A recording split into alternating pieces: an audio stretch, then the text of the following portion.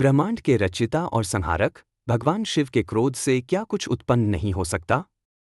लेकिन क्या आप जानते हैं कि महादेव के उसी क्रोध से एक ऐसा योद्धा जन्मा था जिसने स्वयं महादेव को चुनौती दे दी थी?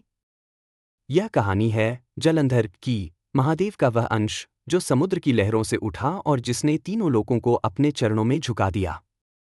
एक ऐसा असुर जिसकी शक्ति का रहस्य उसकी पत्नी की भक्ति में छिपा था। कथा तब शुरू होती है जब इंद्र और देवगुरु बृहस्पति कैलाश जा रहे थे।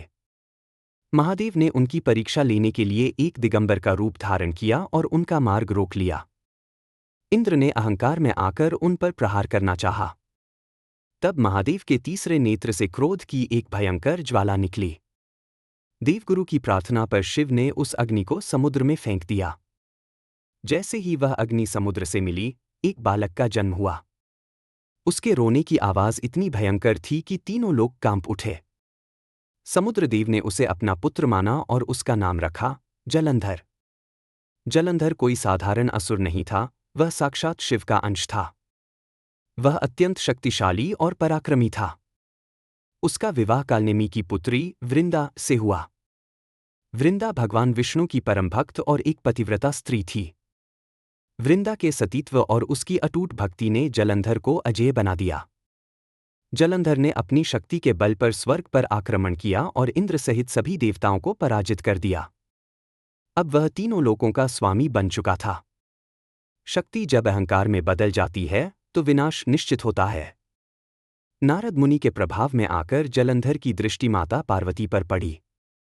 उसने सोचा कि यदि वह ब्रह्मांड का स्वामी है तो सबसे सुंदर देवी उसकी पत्नी होनी चाहिए।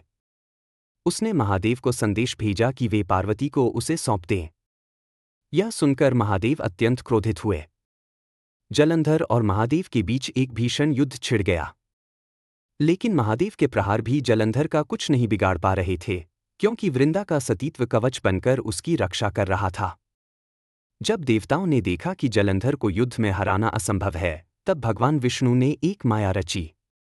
वे जलंधर का रूप धारण कर वृंदा के पास पहुंचे। वृंदा ने उन्हें अपना पति समझकर उनका स्वागत किया, जिससे उनका सतीत्व भंग हो गया। जैसे ही वृंदा का संकल्प टूटा, युद्ध भूमि में जलंधर की शक्ति क्षीण होने लगी।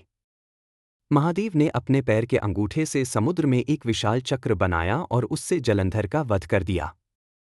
जलंधर का तेज निकलकर वापस महादेव में समा गया, क्योंकि वह उन्हीं का अंश था।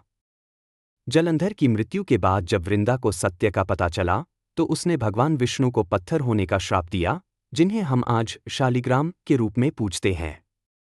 वृंदा स्वयं भस्म हो गई और उसकी राख से तुलसी का पौधा जन्मा। जलंधर की यह कहानी हमें सिखाती है कि शक्ति चाहे कितनी भी महान क्यों न हो, यदि वह अधर्म और अहंकार के मार्ग पर चलती है तो उसका अंत निश्चित है। महादेव का अंश होकर भी जलंधर अपने कर्मों के कारण इतिहास में एक असुर के रूप में याद किया जाता है।